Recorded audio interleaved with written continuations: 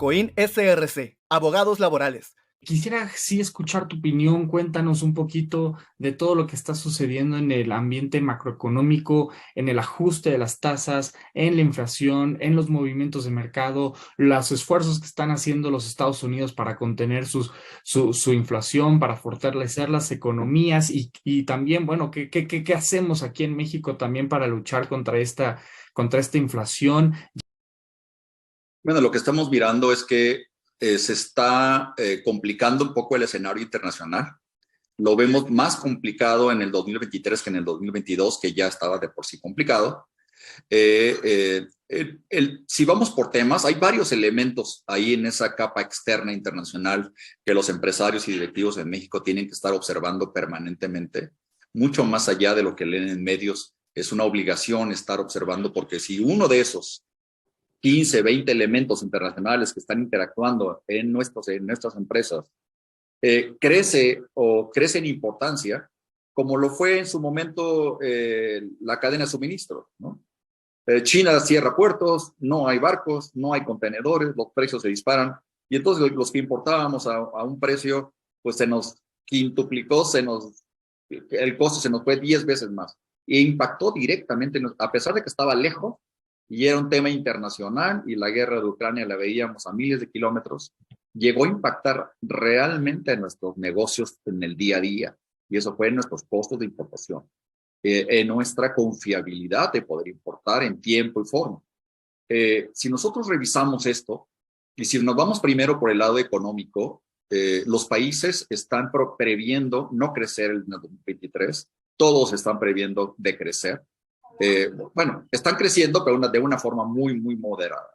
El mismo China, que es el motor de la economía mundial, pues viene de crecimientos del 8 y luego venía del 7, después del 6, y hoy han dicho que ya han publicado que están en el 4.5% de crecimiento para el 2023, es decir, un crecimiento todavía menor.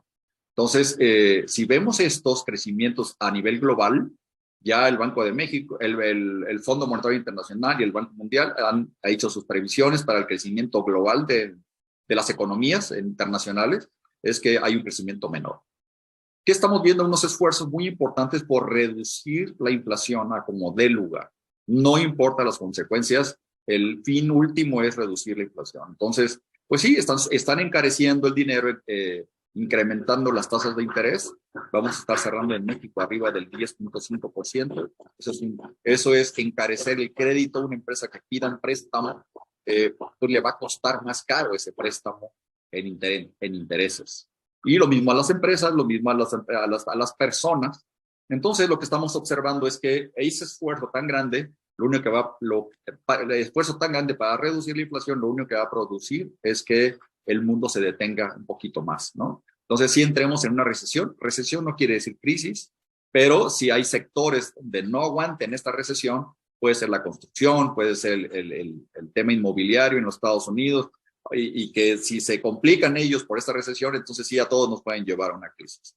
Pero lo que sí estamos viendo es que el mundo se va a detener un poquito más en el 2023 con este esfuerzo de tratar de reducir inflación que es generalizada. Está en Europa muy fuerte, está en los Estados Unidos.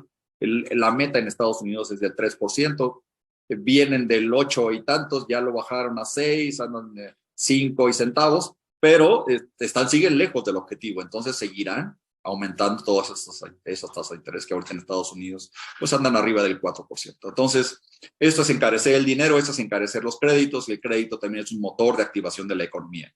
Si lo vemos por el lado de las energías, esto se puede complicar, y se puede complicar a nivel internacional, y puede llevarnos a una afectación en los negocios. Estamos viendo este tema del gas, estamos viendo el tema del petróleo, estamos viendo cómo hay incidencia intencional en disponibilidad de estos bienes energéticos o en los precios de estos energéticos, ¿no? Entonces, vemos a una Europa muy dependiente del gas, y vemos en ese gas el único proveedor pues es Rusia. Vemos por ahí temitas de gasoductos que venían por arriba, ya por Noruega, por Finlandia, y era el 60% del gas pasaba por ahí de Rusia hacia Europa, y de repente explotó o lo explotaron. Entonces, pues ahí el 60% quedó detenido, y el otro 40% que viene de Rusia hacia Europa pasa por Ucrania, y pues ahí vemos estos temas. Si nos metemos al tema de los semiconductores, a lo mejor decimos, bueno, ya se están normalizando, pero a nivel internacional y geopolítico, estos semiconductores que son muy importantes, cada vez vemos más semiconductores en los automóviles y por supuesto los semiconductores están en toda nuestra vida, están en los celulares, están en los electrodomésticos en todas partes. Pero en los autos, pues nada más en el 2022, en este año 2022, leíamos notas ahí técnicas de que están creciendo más del 20% semiconductores de los que ya tenían los vehículos en el 2021, es decir, la tendencia de incorporar más tecnología eléctrica, electrónica a los vehículos, pues sigue estando ahí. Y entonces en ese tema, pues Taiwán es todavía el productor enorme, proveedor del mundo, más del 60% de los semiconductores son producidos ahí.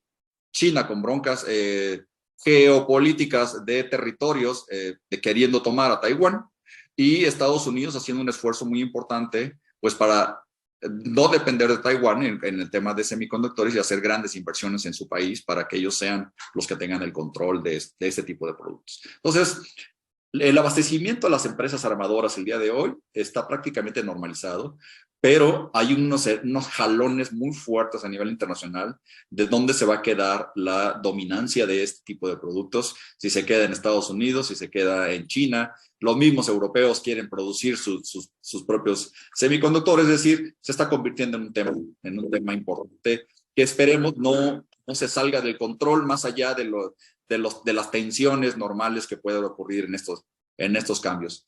Entonces, pues estos elementos internacionales que están habiendo, pues sí van a influir en el tema de crecimiento internacional.